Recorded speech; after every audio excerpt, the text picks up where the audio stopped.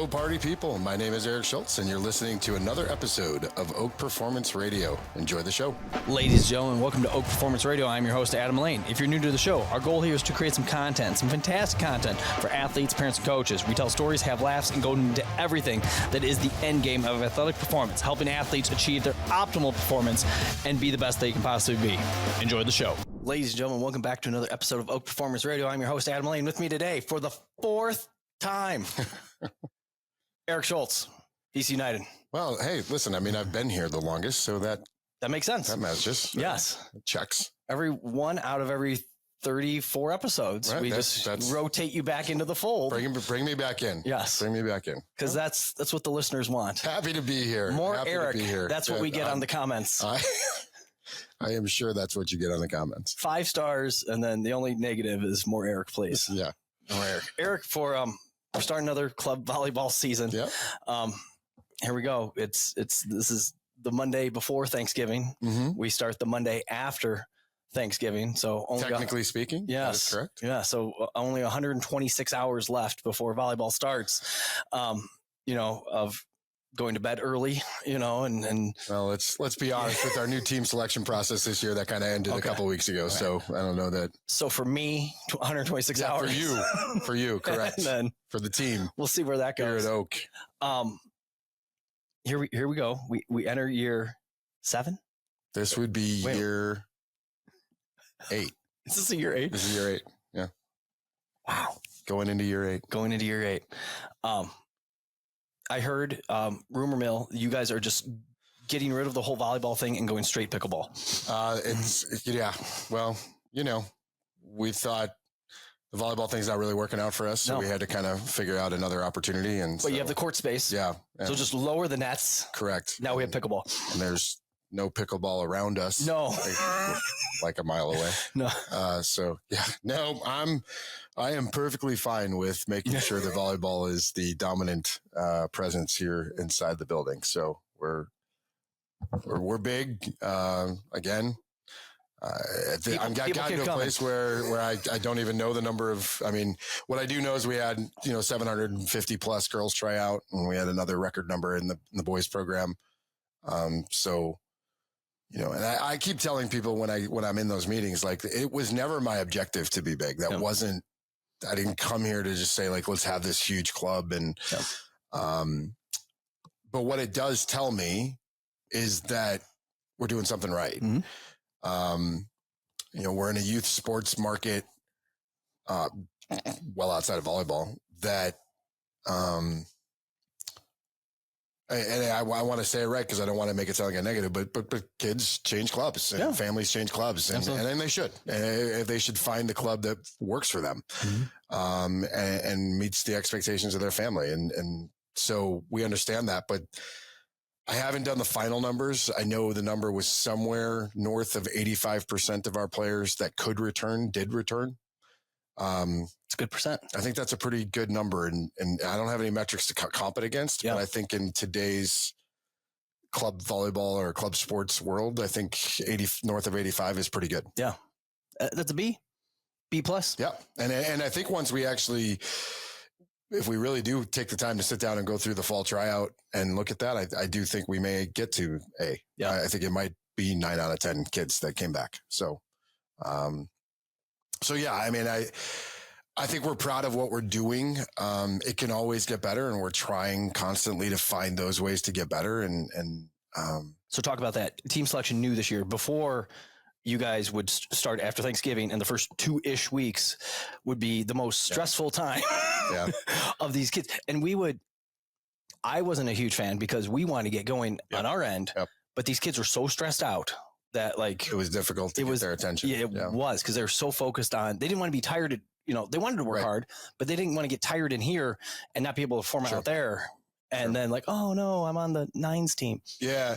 So, I mean, I think it comes from a couple different places, right? The reality is, in most of the country, players are offered teams during the tryout process. Yes. And the Chicagoland area, which I hate. I think that's so dumb. Well, I think specifically now with the summer tryouts, it really doesn't make a lot of sense because so many things can change. I mean, legitimately, we've had kids that are 3 inches taller than when we saw them in July, especially in the younger ages. Yeah. And so, there's a lot of things that are changing all the time with these kids. And so waiting till now to do this process makes sense. It's logical. Whose idea was this? Are other clubs doing this? Or the early team selection thing? Yeah. I think we just kind of came up with it. I had started pushing this button because one of the things that on the back end of last season, when we sat down and kind of evaluated where we were at, one of the topics of conversation was we did not spend a lot of time laying down fundamentals. And the super simple reason for that is that we were spending 2 to 3 weeks in the team selection process of December. By the time we got done, Christmas. We were maybe a couple days away from the holidays and kids were scattering. Yeah. So they go on the holiday and then we come back and we're playing a tournament the next weekend. Yeah. So that wasn't really working. Right. Yeah, it wasn't working the way we intended it to work. And so, so we said, well, what are our options, right? You want to try to be solution oriented instead of sit there and just talk about the problems. What are the options? And the one option that we came up with is, well, we can do a team selection period. And, we settled in on that. We felt like, depending on the size of the age group, that 2 to 3 days, where we were solely focused on those players. So again, last year's team selection process, for instance, the 15s through the 18s were all in here. So we had 14 teams of kids for the elite program.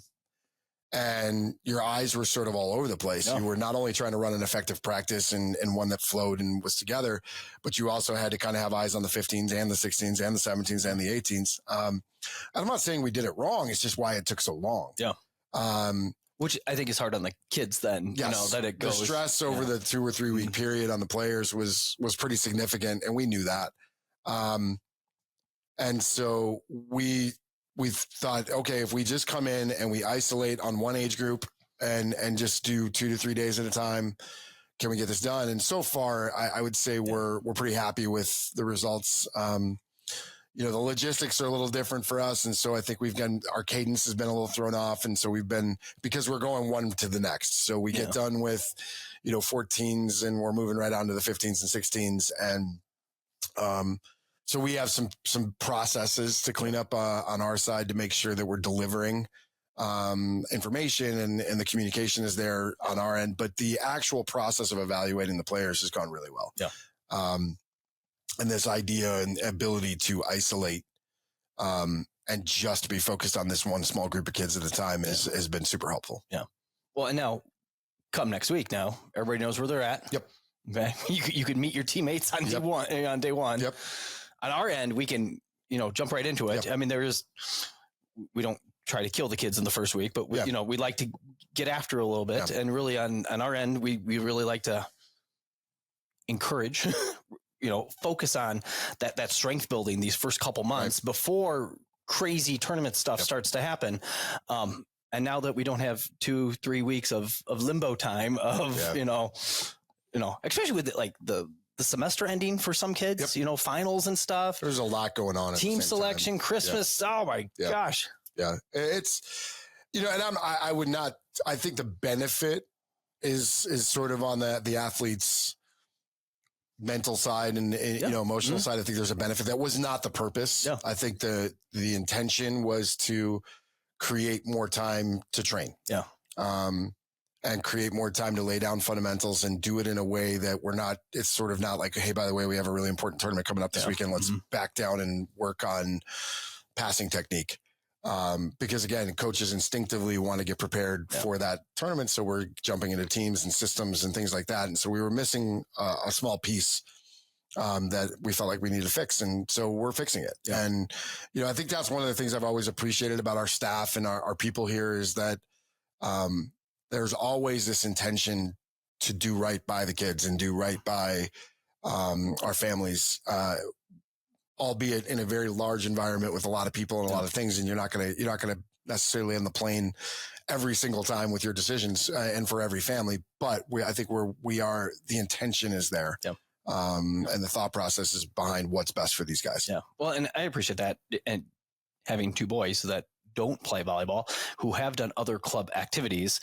Some have been very positive club sports. Yep. Some have been much more frustrating. Yep. And the kid's best interest is not in mind. Yep.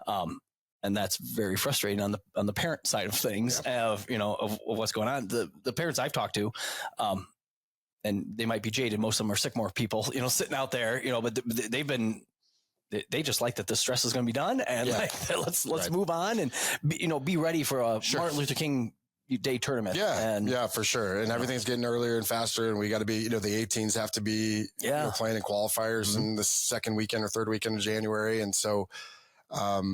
It's again, hopefully this affords us some opportunities to do things at a pace that I think our coaching staff would be feels more appropriate to our coaching staff and to our athletes. Again, the challenge inside our gym is still that you do have these different layers and levels and schedules, and, the 18s are in this track that they have to do things at a little different pace. And, so there's nothing, it's never perfect. Yeah. But I feel good that we're going to add some real impactful and meaningful training time to the beginning part of the season, both positionally and technically on the skill base, that we can really lay down what our expectations are. It's going to help our coaches, it's going to help our athletes know going forward kind of what they're kind of tracking back to. Yeah. What else is new? New things we have. Going to run the new 3-3. Yeah, on the VC side. Yeah, not a lot. A lot of it's going to be very nuanced. It's going to be very subtle. I think obviously we've kind of completed the transition and the new structure for our administrative team. We're fully now. We have 5 full-time employees plus myself as the advisor, and that transition, has been ongoing, and it's still going to take some time to get there. I haven't successfully found a way to download 27 years of experience and get it to a useful format for the staff to kind of understand some of that stuff. Chat GPT. I've tried. I'm going to need it to plug into my brain because I have to think about the things that I have to actually tell Chat GPT. Talk to Elon. Give it a couple years. Yeah, it'll be there. I can just put this thing on and it'll just suck my thoughts out.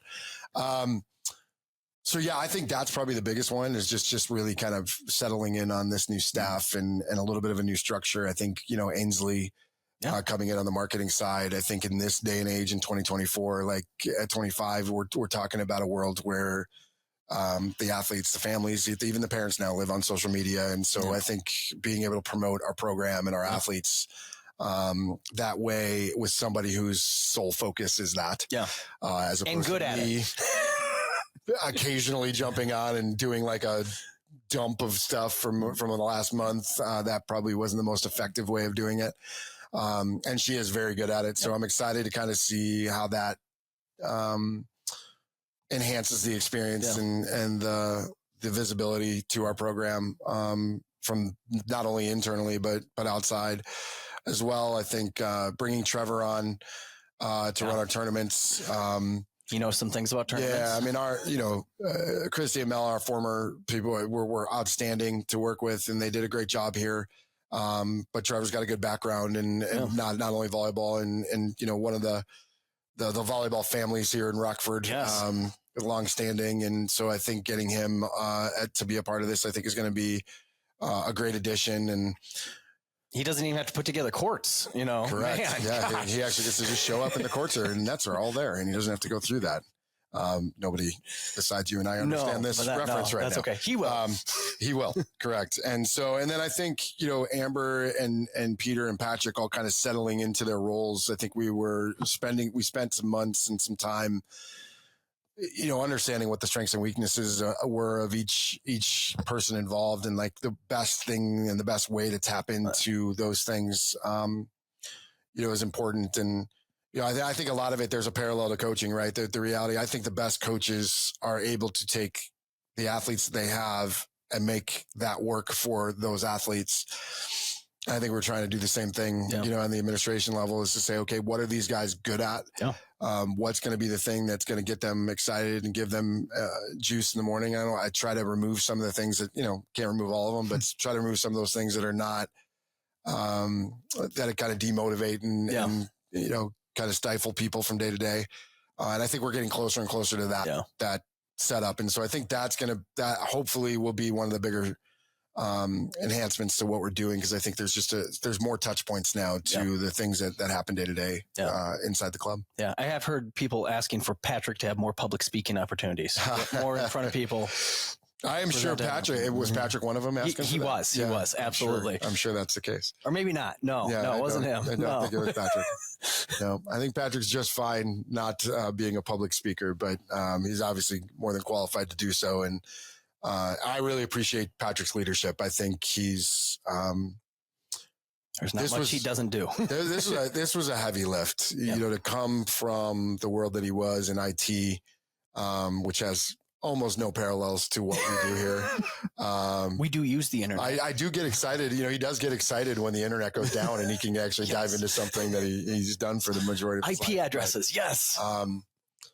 The guy's just, he's a workhorse and he's passionate and he wants it to be great and he understands running a business. And those were things that were not going to be easy to find. Yeah. And so for him to make this jump and for himself and his family and put himself into this space, was a big risk on his part. And one that I took very seriously that he was taking, and wanted to make sure that it worked out. And I think, he's done a tremendous job. Yeah.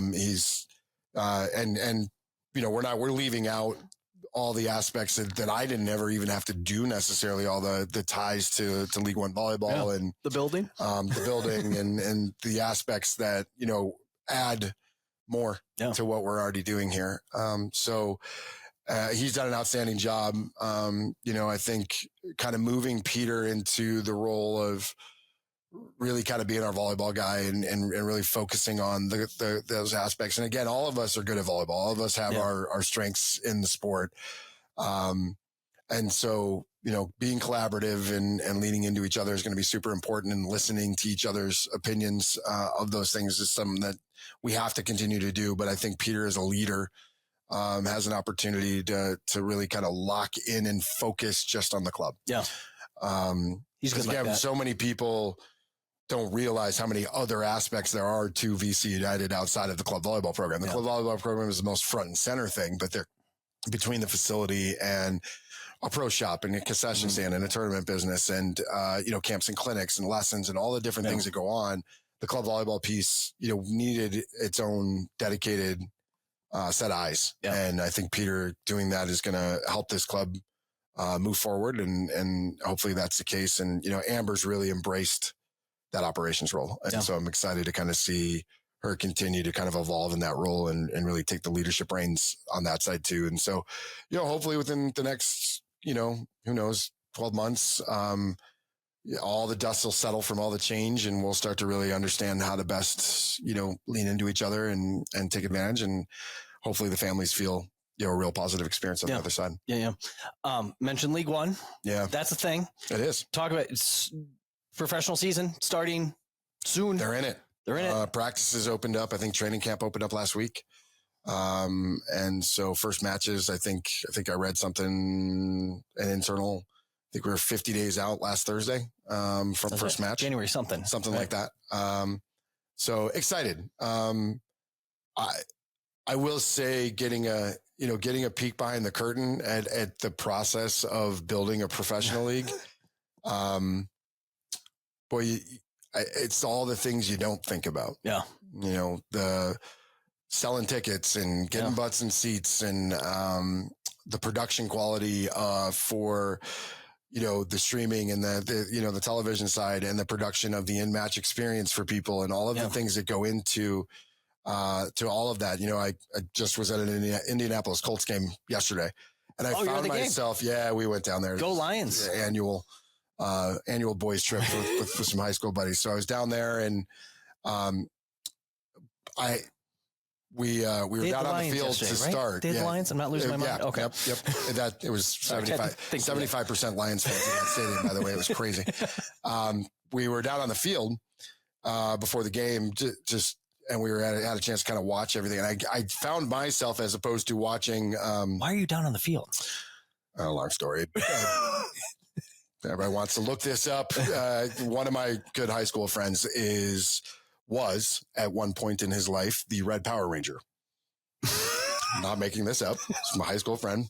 And so he spent a season, I believe, with the Red Power Rangers. He's now a major player in the Comic-Con world and like all these conferences and stuff. And so he has a tendency to be able to pick up the phone and get some things done. So we were on the field. What's his name? Jason Font. Okay. Jason Font. So next time. He was Wes, and I believe the Time Force season. I don't know what any of this is, by the way. I've never been a fan.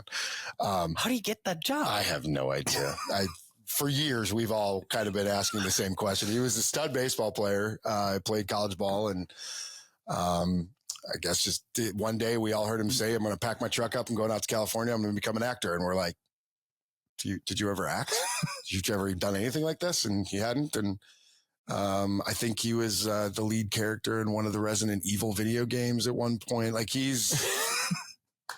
It's a world I don't understand, but the long story short is that every once in a while he's able to get us some things that the average person cannot get through. So we were down on the field, and I found myself, obviously most people are out there staring at the players and watching the pregame routines and all of that, and that's fun. For me, I found myself looking around, going, the amount of people that go into putting this on, to making this 1 3-hour game happen. Yeah. Whatever it is, 8 games a season, maybe probably at home, 9 or 8 games, home games, is just incredible. And I thought about it from the perspective of League One and what we're going to have to do to create an experience that people want to be a part of at these matches. And I have absolutely no role in that whatsoever. I'm on the club side, so I don't, but I get a chance to get the, those behind the scenes conversations every once in a while about what's happening. And so I'm excited to see how this all goes. League One just raised, had another $100 million fundraise the other day, which tells you a lot about where investors are at with women's sports, which we're in an era that I don't know that if I ever would have, I don't know that I couldn't have told this story 10 years ago and had people believe me. Yeah. No. It simply wouldn't exist. When I was telling people about League One volleyball, when I first joined it, 3-4 years ago, whatever it was, I think we signed in 22. Sounds right. I think I was talking to them in 21, and I think we signed in 22, early part of 22. Most people around me were like, that has no chance of happening, right? Like that's pro volleyball's failed every time people have tried it. Yeah. And so I don't know, I think this is different. I think the way they're building it is different. I think what they're trying to do is different, and the people that they're bringing in are different. And so we're here, and we'll get a chance to launch this thing this year and see how it goes. I find myself, again, I'm not on the pro side. I don't have access to everything that's happening, but I found myself excited to be part of it, and excited to kind of see how this really takes place. Yeah. So interesting. Yeah. I mean, there's a lot to it. I think the biggest and most important thing is will it ultimately be supported? Right. Yeah. I think the difference between professional athletics and college athletics, one of the many differences, although those lines are getting blurred. Mm-hmm. They are.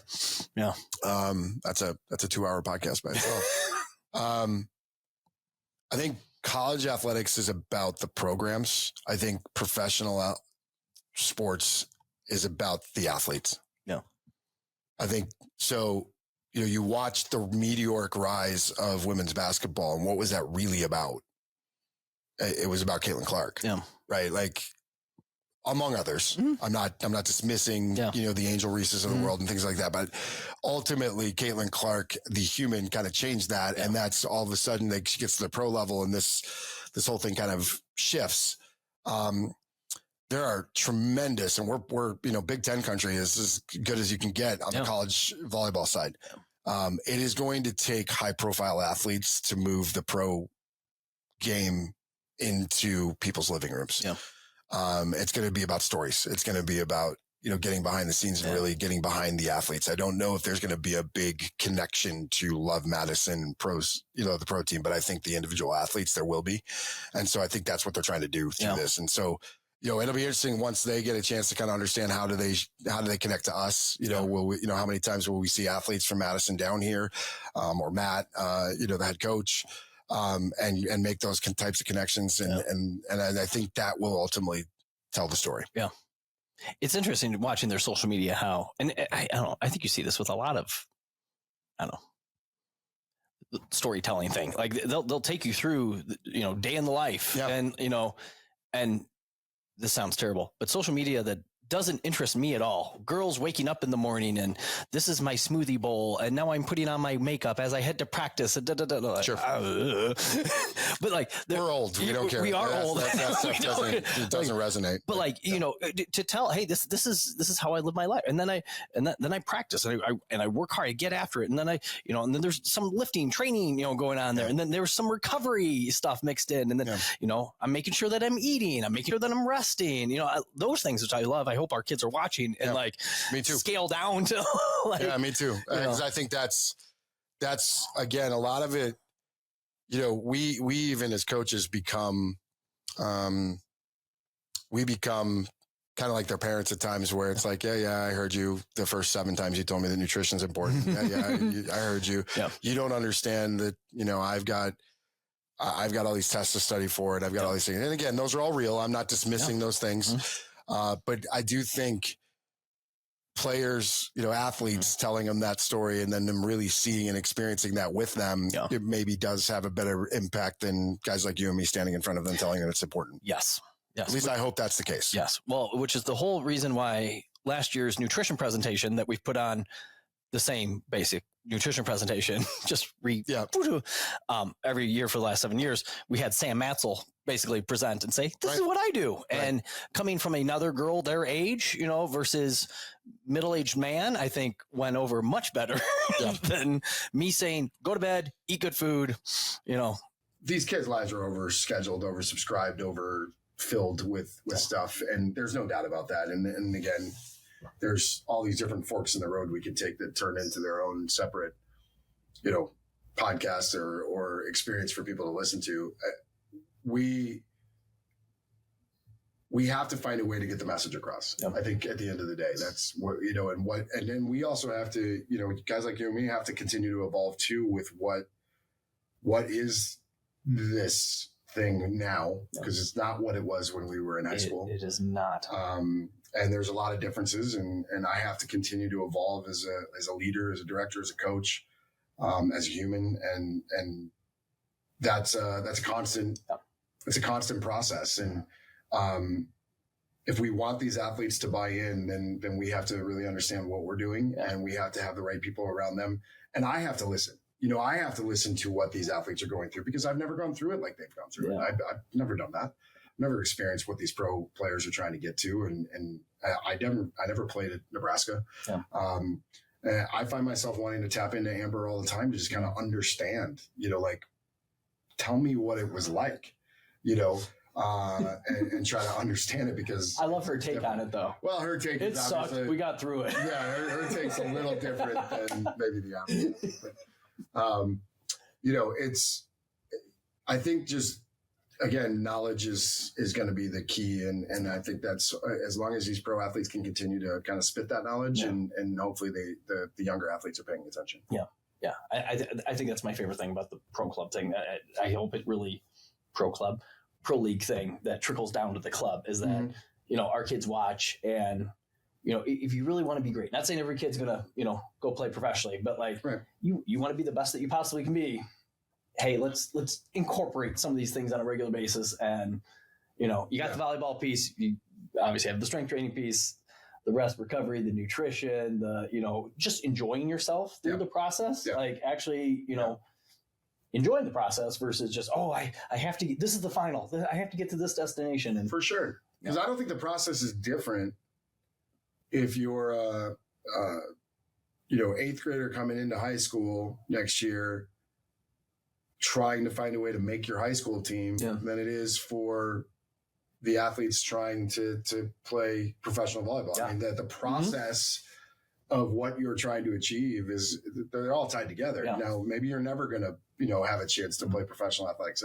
And, again, me, I like to get into the numbers of just how unique a lot of these things these kids are able to accomplish really are.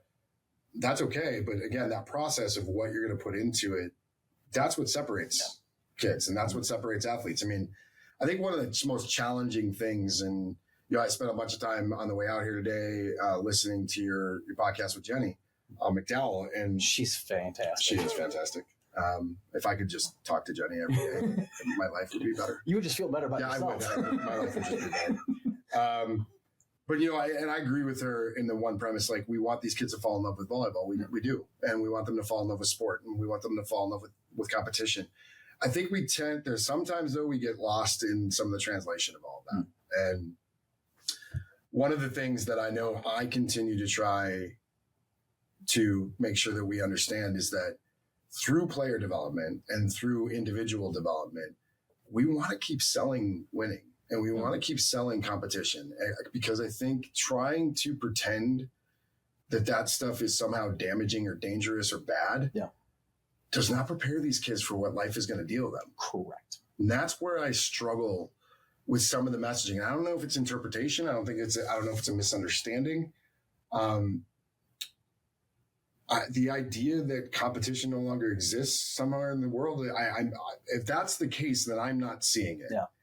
I'm still experiencing the idea that, hey, if you're not going to do the job, somebody else is going to be able to do it better. Mm-hmm. And so I think it's important that we keep laying the groundwork for these kids to be able to compete in life and survive and be able to understand how to get knocked down and get back up and keep going. So this can't be all sunshine and rainbows. Yeah. I don't want to sell losing. Right? Because there's a mentality behind that I don't think helps you get forward in life. I really don't. Yeah. And, sometimes when we're talking about, it's okay. We're trying to sell progress and we're trying to sell, some of that stuff. Okay, that's fine. But there's nothing wrong with setting the bar. Yeah. There's nothing wrong with setting the standard. Mm-hmm. And I'd like to see more people doing it right now for these kids, because we've removed a lot of standards. We've removed a lot of obstacles. We've removed a lot of things because we don't even want to get into that, do we? Yeah. But we have.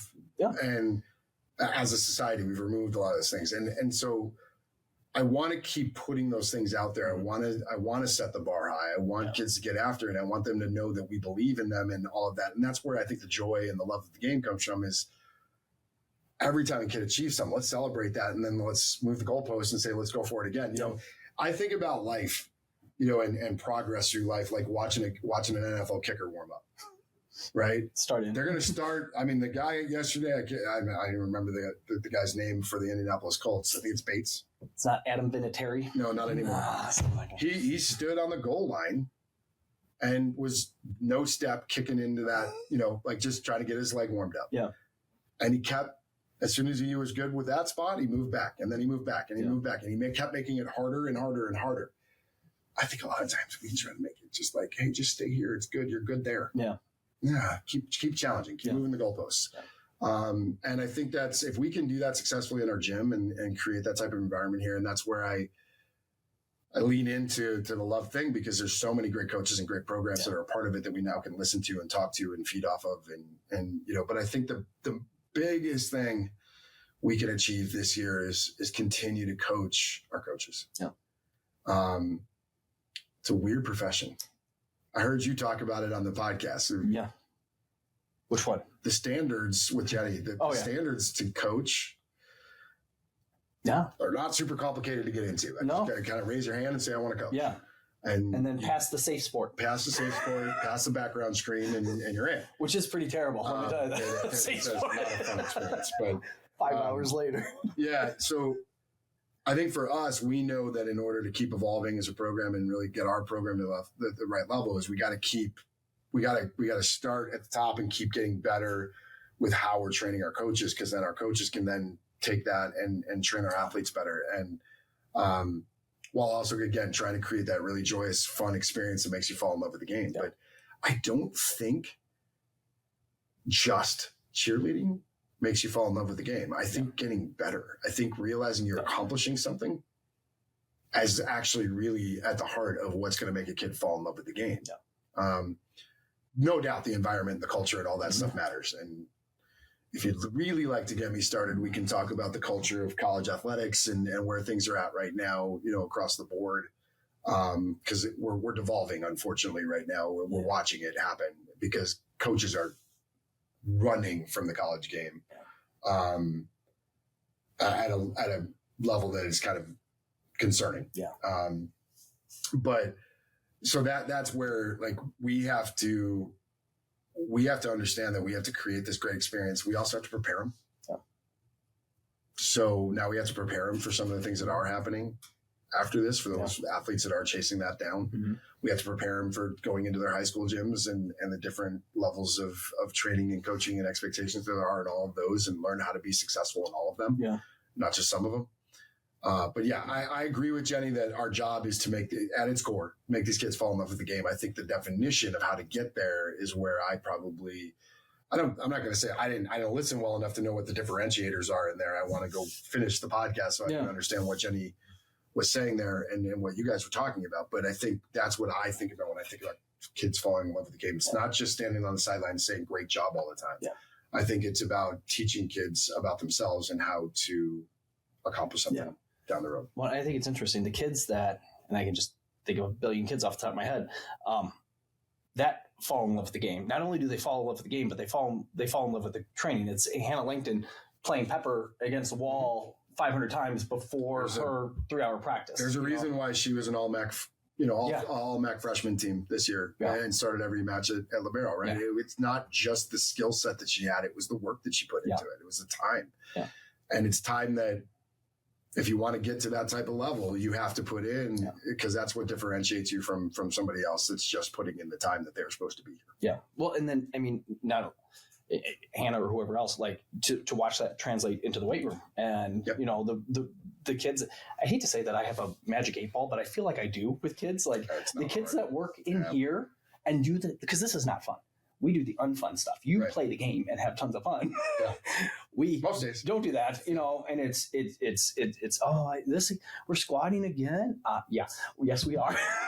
Yeah. Do you ever ask Eric, we're passing again? Like, is that ever a conversation? They actually do. So yeah, we're doing this drill again. Great. Over the net Pepper for the 100th time. Serve, receive again. What's going on? But like for kids that like continue to do that, and then when you do it, and similar thing, the same thing in volleyball, like when you do it and you get better, like that's fun. Nothing better than the connections, right? Like I want to tell the story properly, and I'm probably not going to, but I feel like I like making up stories, Eric. We're just totally feel like it was Molly Hobson's group.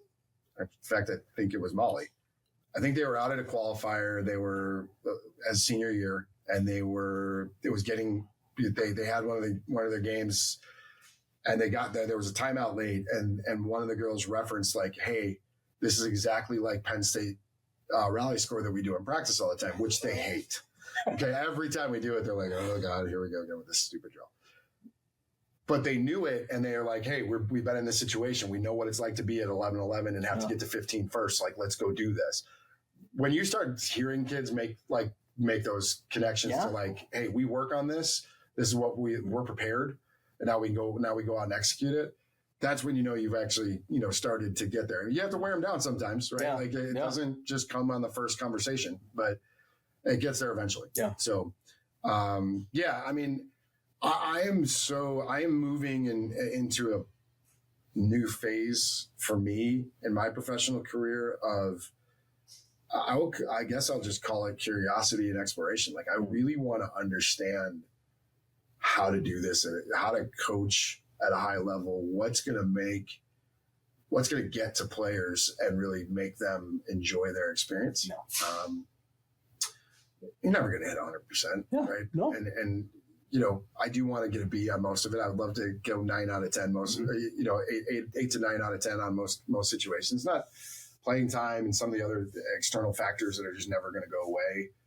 May dictate some of that, but we've also have stories of kids that haven't had a lot of playing time who just believe so much in what we're doing. They want to be here and they're going to keep going forward. And now those are awesome. Those are awesome stories to tell and awesome things to feel as a coach that we're doing it right. We just got to keep getting better though. We can't get complacent. We know that we are, one bad season, and I don't mean wins and losses, but just one, bad experience away from this whole thing be taken away from us as fast as we got it. Yeah. And so we have to keep working at it, and we have to keep grinding. And I want us to all get better at it. But I think for that to start, I have to understand what it really means to be a great coach and keep trying to figure that part out, so that I can hopefully coach up the coaches with some of the stuff that I've learned and all those things. So, cause it's such a unique profession. Yeah. Yeah. And I don't know it was interesting. I was trying to like get some principles or something from Jenny, like through this whole process. And I don't know, I have tried to self-study this through that 3D coaching piece that, that we took a look at. And it doesn't seem to be anything more than just like, here are different things you can try. and you build those relationships. And if you have that relationship, like and she's told stories about like her players just, unloading on her, like, oh my, this is what's going on in my life and it's stressing me out. Yeah. And they didn't have anybody else to turn, or they didn't feel like they had anybody else to turn to. Yeah. Or the person they felt most comfortable with, disclosing information, is, their, Jenny, as, just somebody that spends time with them every single day, trusts them, blah, blah, blah, blah, blah. Which then goes to show the amount of trust that she's built in them, or in herself with them looking at her. And the investment too, at the time. Yeah. Yeah. Hey, she's here for me. Yeah.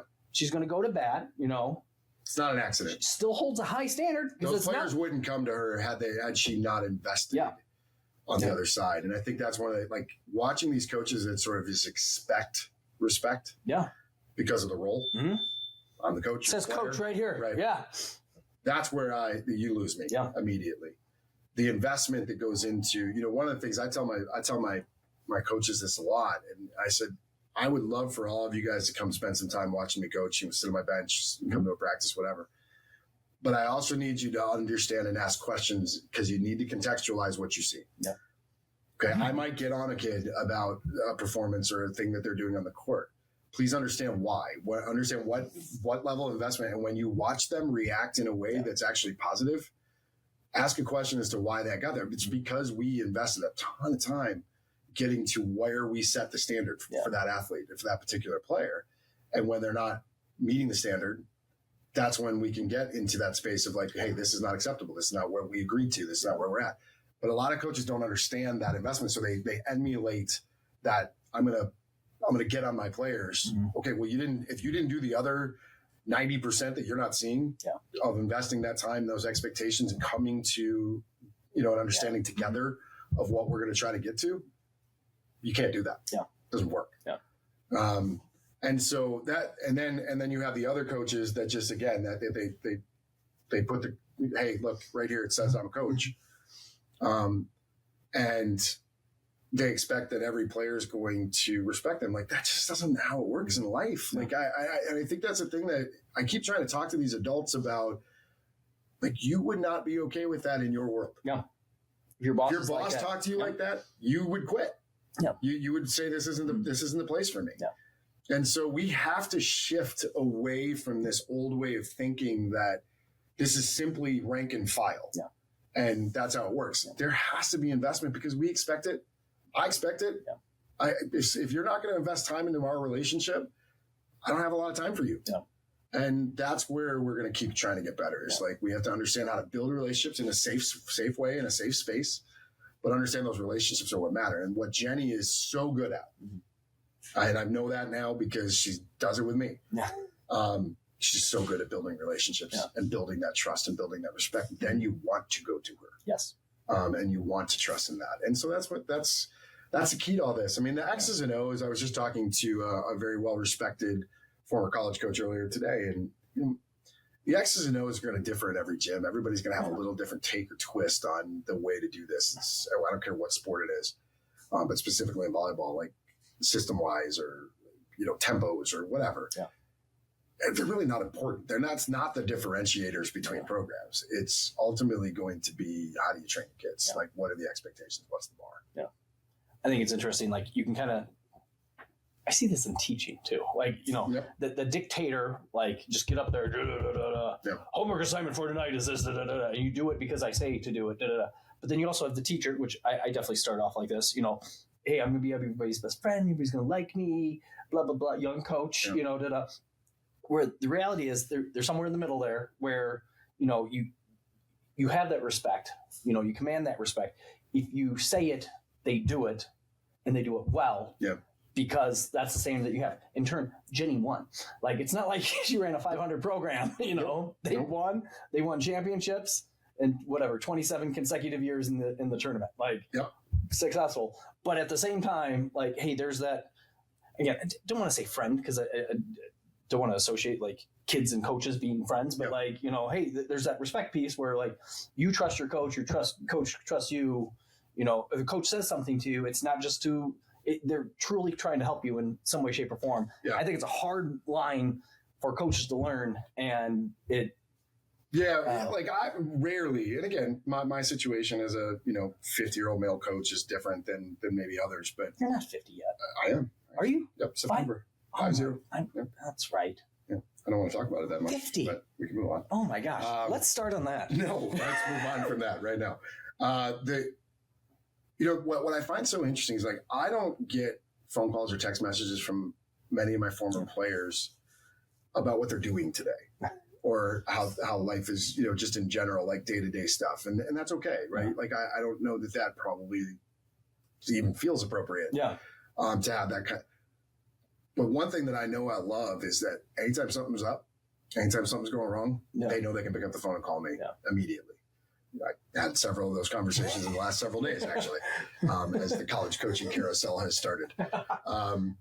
And so that's where I'm good being there. Yeah. I'm good knowing if they know that I'm there for them at any point. And I think I'm trying to better understand the role of servant leadership, of the understanding of just leading from behind. Yeah.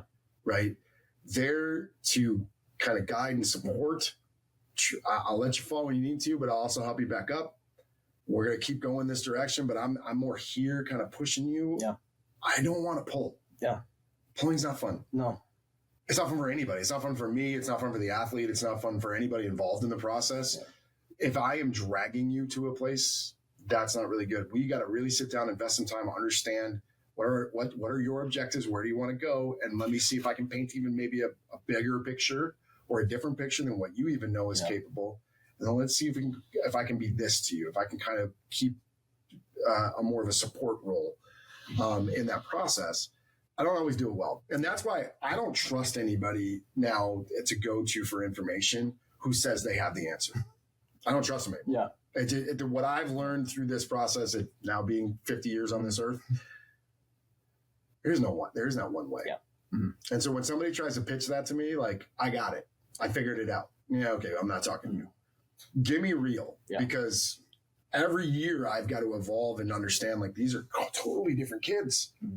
This year's group of kids is different than last year's group of kids, and it's different than the year before. And there's different challenges and different personalities and different mixes.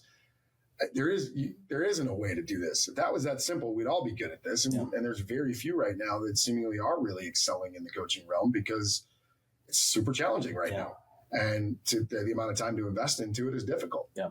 So I tend to be leaning into the people like Jenny. You said you were kind of waiting for this, like, give me this list. Give me a list of check things.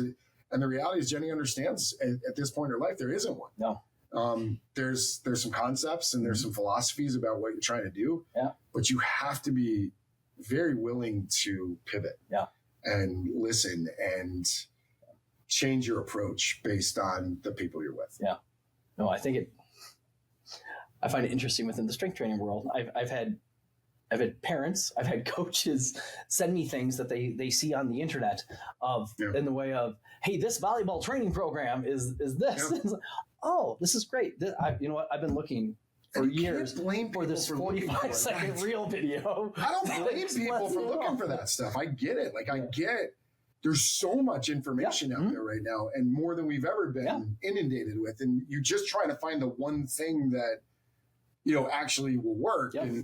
And I think that's the secret, is that there isn't. Yes. There isn't this one, follow this plan and this will work. It worked for maybe that person, but it's probably not going to work for you because you're a different person with a different background. Mm-hmm. And so, I even look at my two girls that have been able to accomplish what they've been able to accomplish. And they've gone about it very differently. Yeah. Not the same kid. No. Same parents. Same parents. I think we were raising pretty close to the same way. A lot of the same things, right? Like, and with the same investment, but I had to understand how each one of them, both as a dad and as a coach, like worked and operated, and like be able to tap into the things that worked for them. Yeah.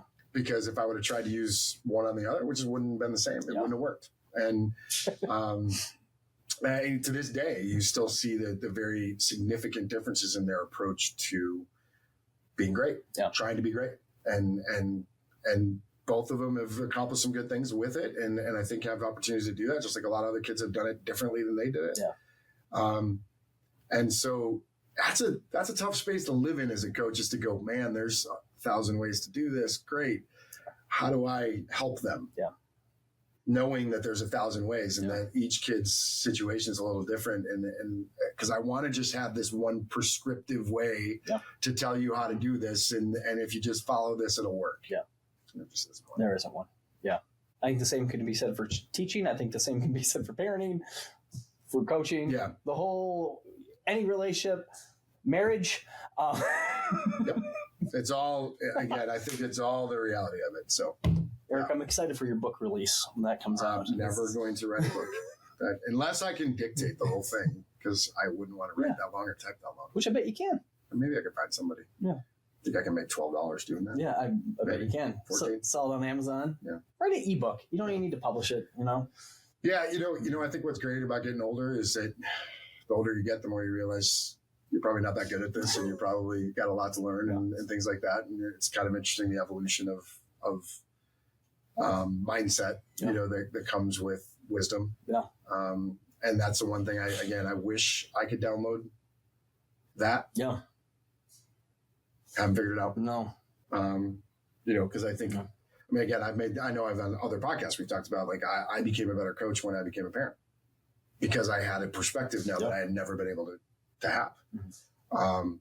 And I think now that I've gone through that process, I have another, change in the way I view things and some of that. And so, I'm even thinking about now as we go into prepping for college. I mean, I was just talking to a really, one of the more well-respected, if not the most well-respected coach in the country the other day. I got a chance to have lunch with him.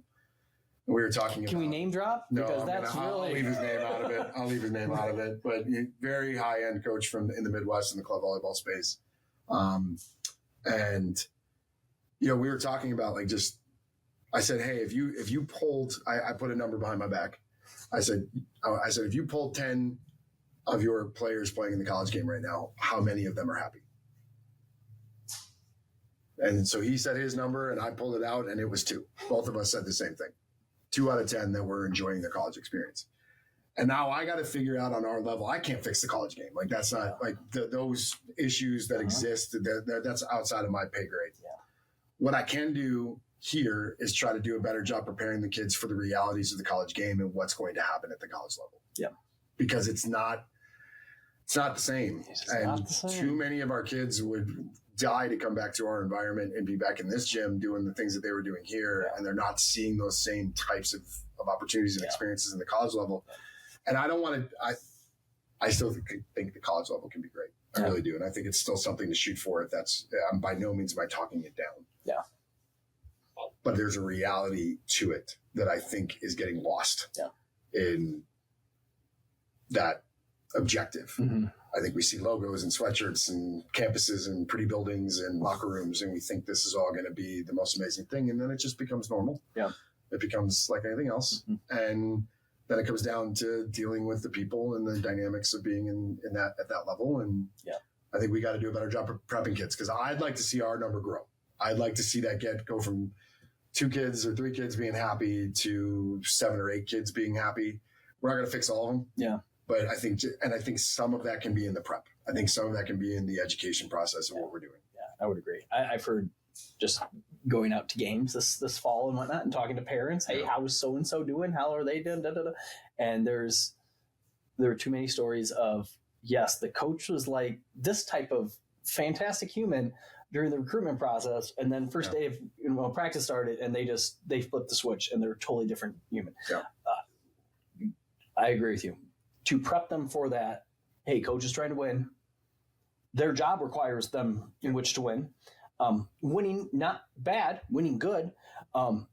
They might say things really well and it resonates you. They might say things that might not resonate with you. Yeah. You have to be tough enough to take those words.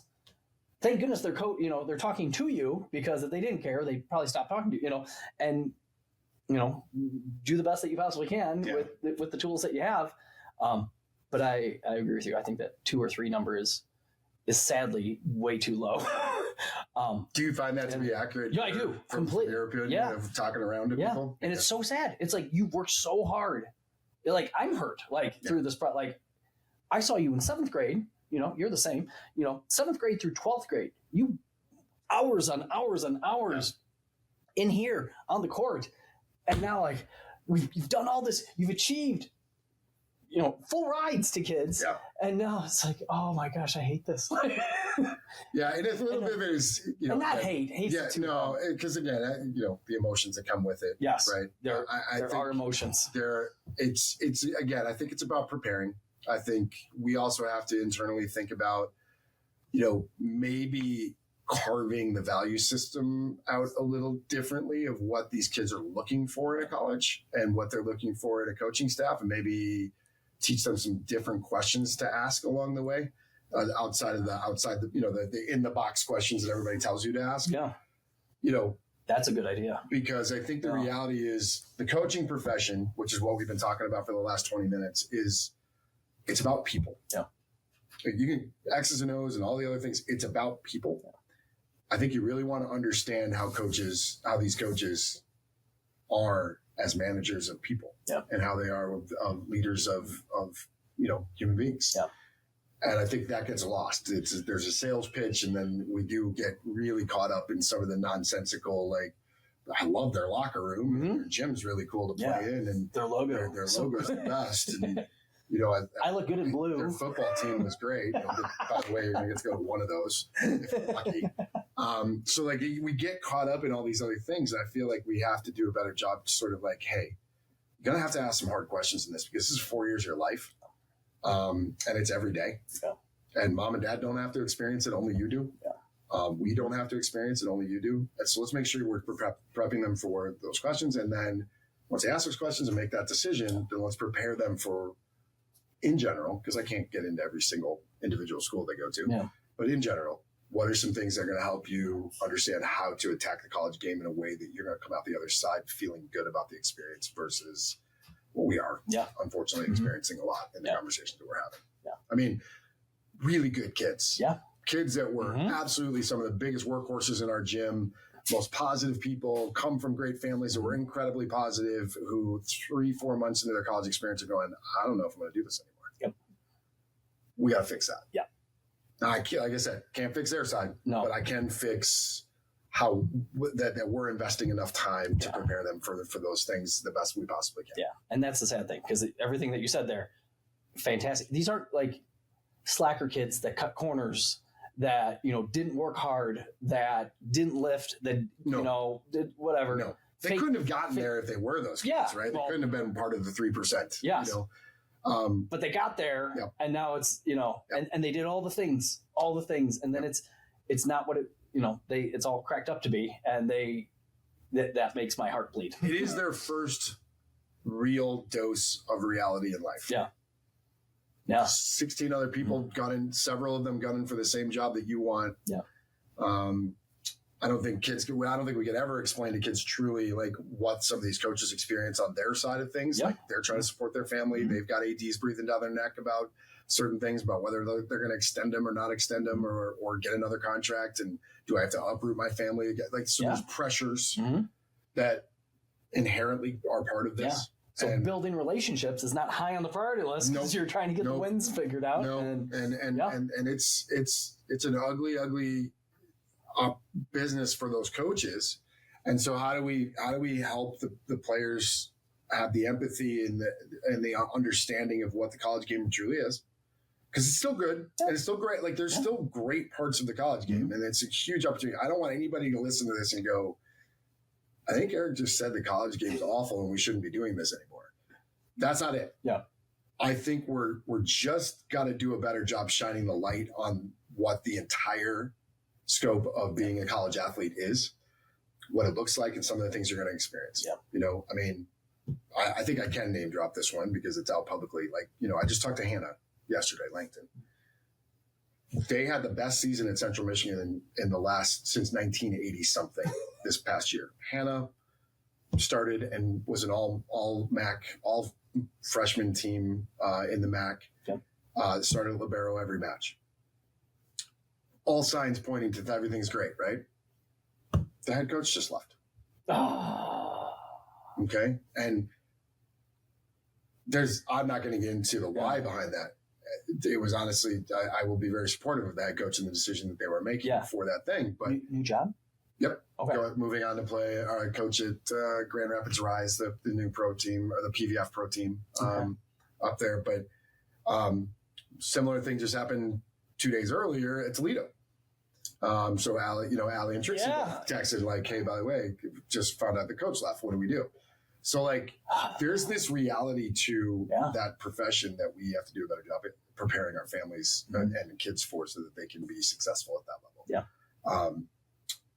I don't know exactly how to deliver that yet, because I don't want to deliver it in a way that everybody gets soured on it.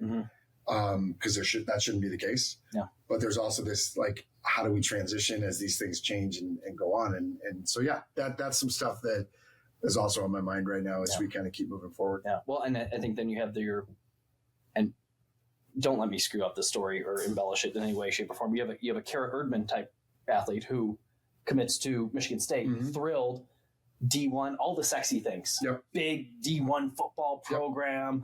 You know, I can go to the games and Big Ten. Here we go. This is great. Coaching changed there, if I remember. Yep. And now all of a sudden, Kara's not as high on their. You know, I didn't recruit you. Next coaching staff. Who's this? Goes over to Milwaukee, and was just, what did I see on Facebook? All something. I think she broke the Diggs record at Milwaukee for career. I think she broke the career Diggs record or the season Diggs record. I'm not sure which. She's had an outstanding career on the court. Is doing fantastic. Sure. Yeah. Fantastic. So thank good. Like, she could have, like, I don't know, gone, oh, this is stupid. Oh, I hate this. Yeah.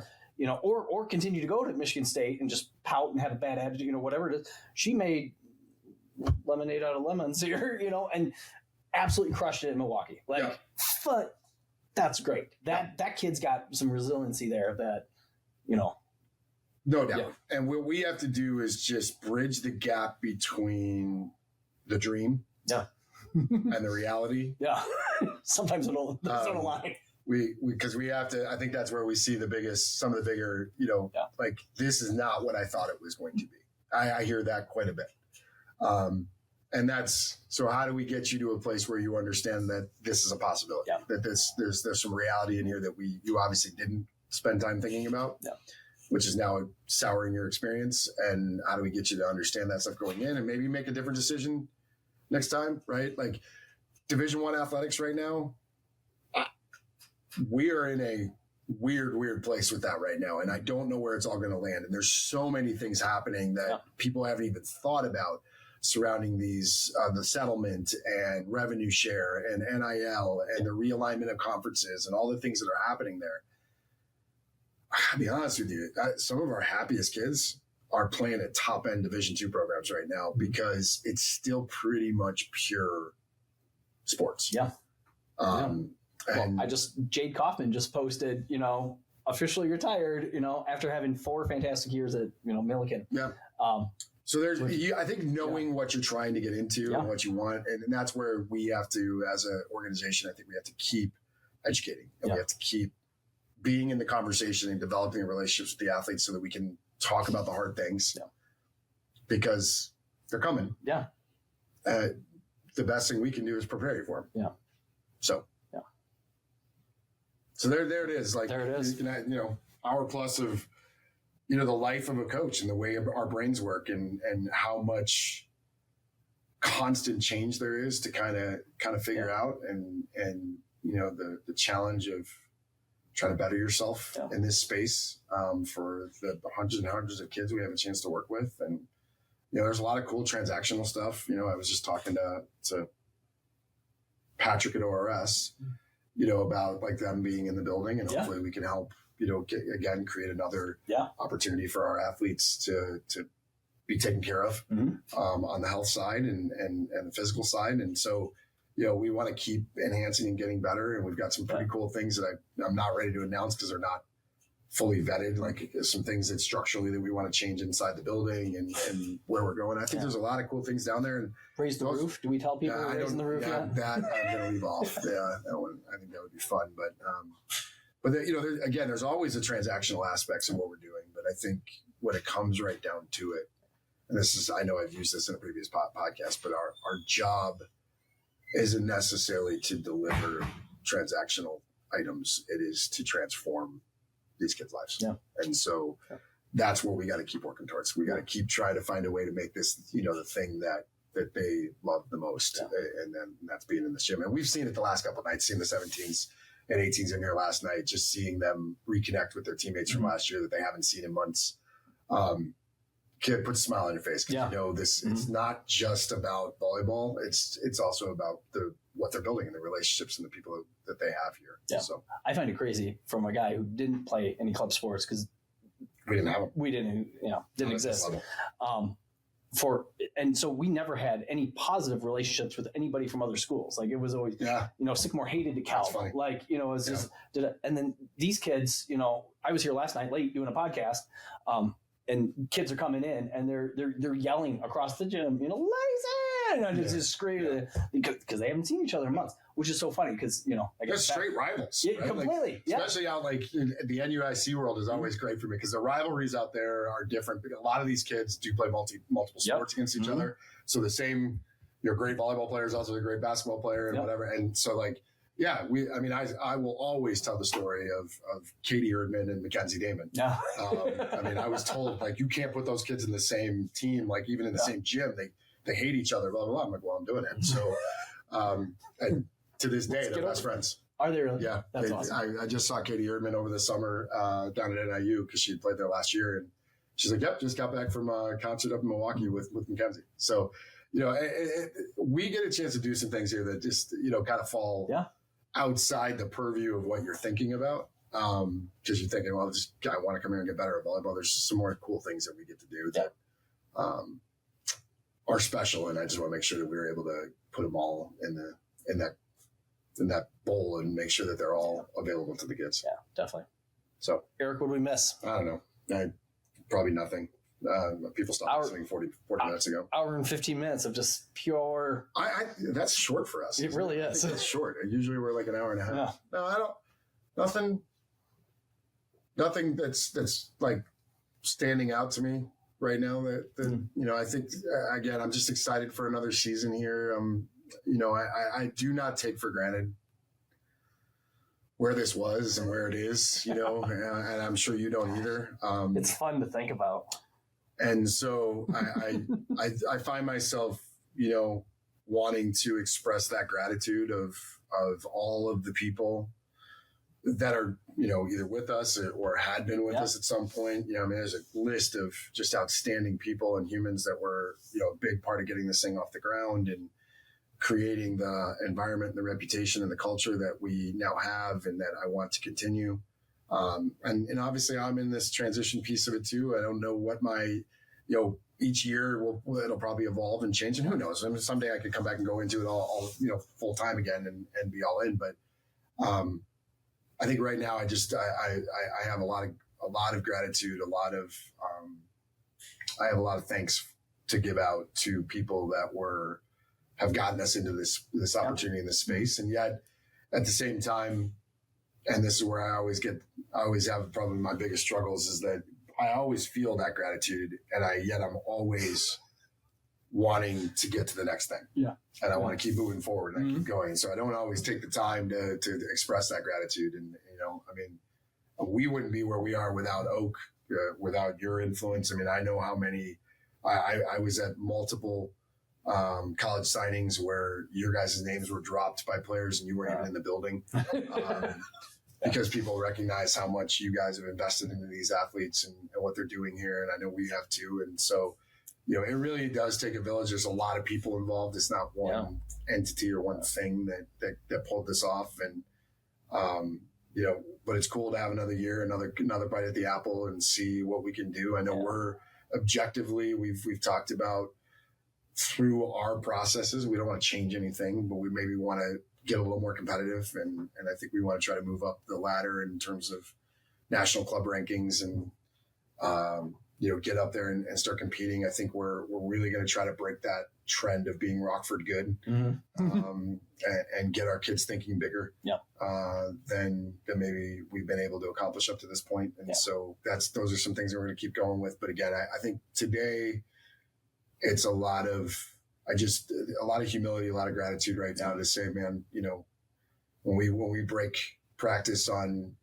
December 2nd or whatever that Monday is, and I start looking out to the courts and seeing 12, 14 courts filled with, athletes, it's going to be that moment of going, man, this has been pretty cool. Yeah. And it's been a pretty cool journey and pretty cool ride over the last, now going into season number 8, to see where we've gotten this thing to. And certainly thank you and your staff for all you guys have done. Yeah. Well, it's fun. I just did a podcast for our other podcast because I love running 2 podcasts, but our more adult centric podcast.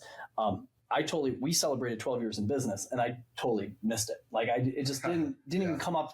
It was like a birthday that I didn't I totally forgot. Anniversary. I totally forgot. Yep. And it just came and went, July 31st. So, we should have a party or something. And we didn't. And all of a sudden, October hit. I'm like, oh, wait, I should have done some type of Facebook post or something like that. And again, similar to you, I'm looking at the next thing, looking at the next thing, looking at the next thing. Not good at being overly reflective of, when to think back that I had some prowler sleds in the back of my truck and we would, we'd come on a Tuesday night and bring them in through the rain, to that back 40 of some of the most disgusting turf anybody's ever laid eyes on. It's not pretty. And it's not pretty. Just to run stuff, through there, which was fun, which was entertaining, was more than what the kids were getting before. And, now it's so much better and cleaner and nicer, and the lights work, and the building doesn't leak. And every once in a while you can find a parking spot. Yes, you don't need to bring your fishing pole to deal with the potholes. Yes, but many fewer of those. Yeah, much nicer. Although it's still, you're gonna get a lot better. Yes, thank you, Patrick. And that's the funny thing. That's the problem with hyper ambitious entrepreneurial spirits like yours and mine, is that nothing's ever good enough. No. And we're never content. And I am trying, as I hit 5-0, to spend a little bit more time being reflective and trying to find some level of, I don't want to say being content, but I find at least an opportunity to step back and go, man, there's so many people, Bill Messenger passing away. Yeah. Hit me hard. He was the Bill Hobson, my really good friend that had his daughter played here as well. Put it best to me in the text message. He said, you might have been the father of VC United, and the founder. He goes, but he was the first dad. And Bill Messenger we might not be here if Bill Messenger doesn't bring Brooklyn and Bree over that year and shout from the mountaintops from Belvedere as far as he could that, hey, this guy's going to have something great. Yeah, we got to be over there. We got to go. And next thing you know, we had, dozens of high level Division I caliber players walking through the doors. And so it's important for me at this point to kind of understand that, that there's been a lot of people involved in making this great. Yeah. And I'm tickled to be a part of it. I'm glad that I made the decision back in 2017 to come out here and do this. I don't know that I could have possibly imagined it turning out the way it is right now. Yeah. And whatever my role is going forward, I know that I'm going to have one, and I'm going to be a part of this because I just have so much love for what we were able to put together here. And I don't think I'll ever be able to just detach myself from it and be done. Yeah. So it is pretty special. Yeah. And so hopefully if that role is nothing more than, standing back and advising and telling people some things and imparting some wisdom and experience on them, then that's great. Yeah. If they'll have me and continue to be out there on the court and do whatever I can do, as long as I can do it, I probably will stay there too. Yeah. So, we'll see where it all ends up, but I was realizing when you're on episode like 7,000 or whatever, what are you at 100 and you're 140 something now. 140. I crack up at the fact that even something as simple as, hey man, we're going to maybe try this, like this podcasting thing. And, here you are. And I mean, all the different people that you've been able to interview and learn from. I learn from those every day. Yeah. I get a chance to listen to those things. So keep doing what you're doing and keep bringing these, keep doing what you're doing inside this building. I think you're making a heck of an impact on a lot more lives than I think you're going to realize. And hopefully we can all keep doing that together. Yeah. No, Eric, it's been, and shout out to you guys and your, it was fun at the coaches meeting to reflect on our first meeting. And listen, I made a joke, but I didn't know anything about volleyball, and you just talked for an hour talking about like your background and what you've done. And I just said to everyone, I have no idea. Honestly, I'm thankful that you did, because I came in with no volleyball education on any of this. You're one of the few that's actually thankful that I did that. So, well, because there are times that I've done that in my life. There's just so much going on, and to fast forward and to be here now, I do think, and this is as a parent looking at the other club stuff that my kids have done, and then to see what VC does, I get so frustrated when there are these half-assed things that go on in other clubs. I'm talking all sports. Yeah. And I think I'm so. I don't think it bothers other people, but because I see what you guys do and the care and the effort and the always pushing forward, the always trying to get better piece, even having, team selection before and stuff like that, like little things like that, that a lot of clubs would be like, oh my, I have to put in, my coaches, I have to come in more. I have to start even before the season. Right. Oh my gosh. Right. Like, just let me start in December. Like, no, but no, like you guys push forward, you strive for best practice, and then once you hit best practice, you strive to see if there's even a better practice. Something better. Yep. And continue to go with that. So I get, again, very jaded, because it frustrates me when clubs don't do what's best for kids. And because it's not easy. It's not easy. Yeah, but when you have a club of 700 and something. I know that being involved in this now for 27 years, that the easy thing to do is to work 40 hours and, really put your focus on trying to be out on the court and do all that stuff. And collectively, I don't think people have, we've talked about this before and people have heard it before, but I don't think people have the faintest idea what we do to make sure that this thing is really what it is. Yeah. And the staff is already, I think they're probably already tired of me being the advisor, because the standards are high. And so anytime we're not hitting that standard, I'm the first person to call it to the table, call it out and say, hey, this isn't who we are. This isn't what we've done. And this is, we don't want to, this is not an area we want to go this direction on. And so,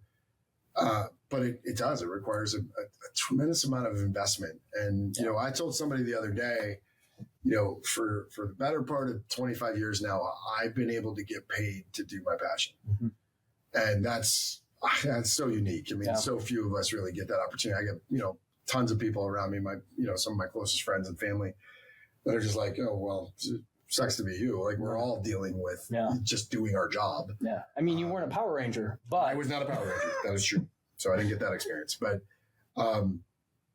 and that's not lost on me, but that passion required a lot of hours and a lot of time and a lot of sacrifice and a lot of people that had to sacrifice around me in order for that to even happen. And so, I hope that our families, when it's all said and done, when they're upset about losing at a tournament or their kid didn't play as much or whatever, I hope they take a moment to appreciate, all that is going on. Yeah.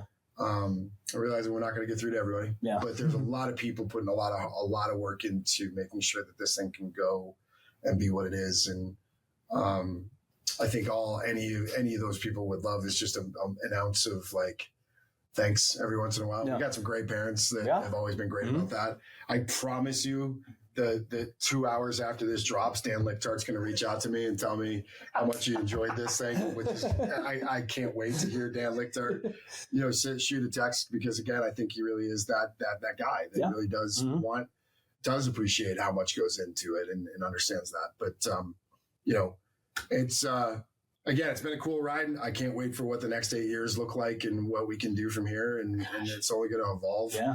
You're going to be 58. All right. Can we stop talking about that? You're going to pass 50, right? I know. Yeah. Pass 50 in the next 8. But yeah. So again, thank you. You know, for those that are listening still, which God bless you. Gosh, maybe the 2 of you left. Adam and I said before we got on that we didn't have a pre-show meeting. We had no topics to talk about. We had nothing. We just said, let's do this. We're 4th time in, so we did pretty good. Get to about an hour and a half. We're gonna be lucky if we fill any time. And now, hour and a half later, I think both of us knew that wasn't true. Filled it, no problem. Both of us knew that wasn't true. So, well, Eric, thank you so much. Yeah. We'll tag all the things on the grams because now Ainsley's putting out all the information. There you go. Blowing up the social media. Number 4 in the books. Thank God. Listeners, thanks for making it this far, and we'll catch you on the next one. Ladies and gentlemen, thanks again for listening to another episode of Oak Performance Radio. Don't forget to check us out on the social at Oak Performance and online at www.oakstrength.com/Oak Performance. Thanks for listening, and we'll catch you next time.